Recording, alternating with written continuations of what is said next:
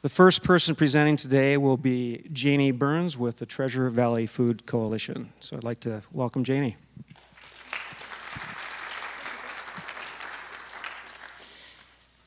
Thank you, and thank you for coming out this beautiful afternoon, one of the nicest we've had in weeks.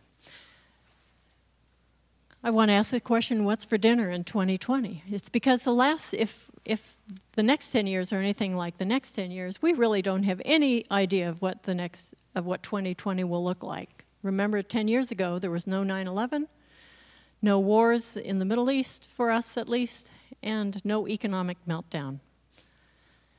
So what do we want from food? Well, that's what we should talk about first. We want many things from our food, but mostly we want good things, all positive things. But instead, what we have is a food system that has a lot of bad things. We have too much food and not enough food.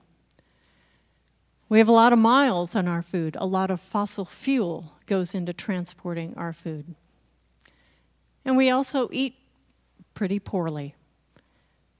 And there's a lot of fossil fuel in the packaging.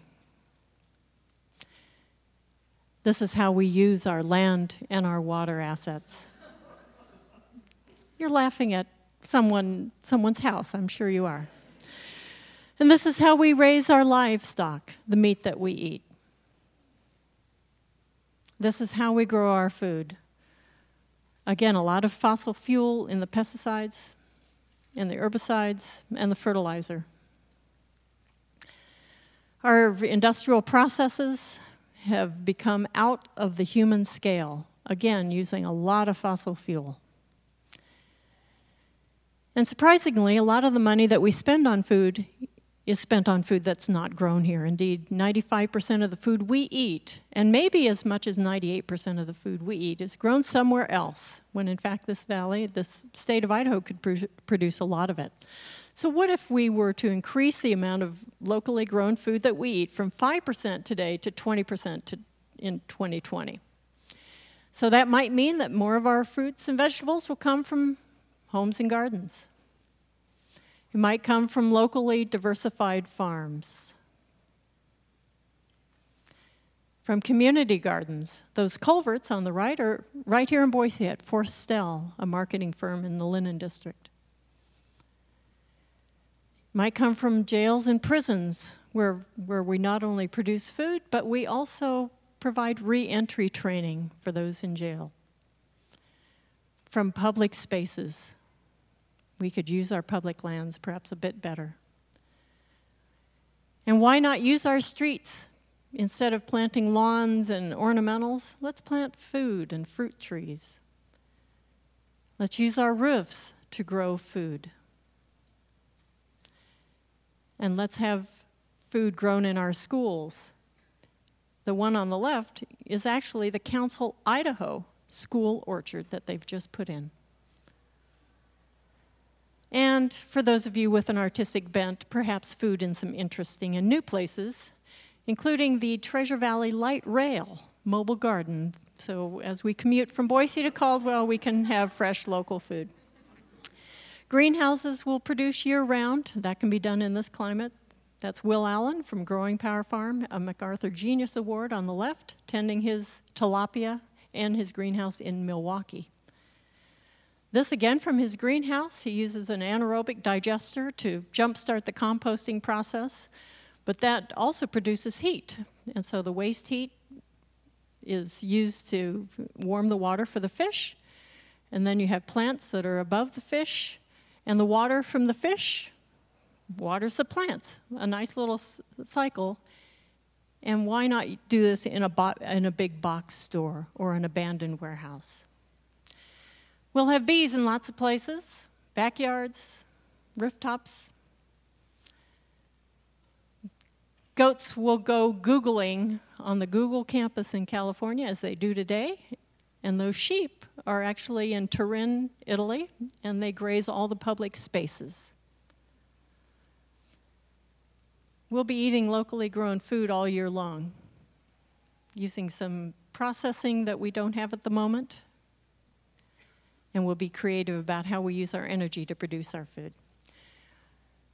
The bottom center picture is the old Caldwell flour mill. It burned in the 60s, but it was one of 19 in the state in 1950. Today, there's just one flour mill in the entire state of Idaho.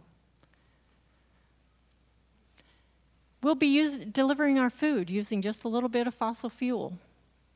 You know, there's several companies that come to your house or could come to your house every single day. The post office, FedEx, and UPS. Every single day they go to almost every address in the United States.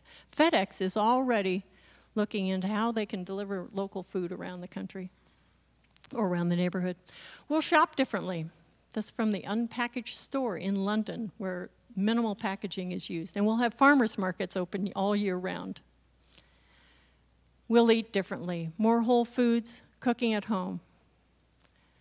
Our kids will be more involved in food, including keeping bees. What a cute little bee suit.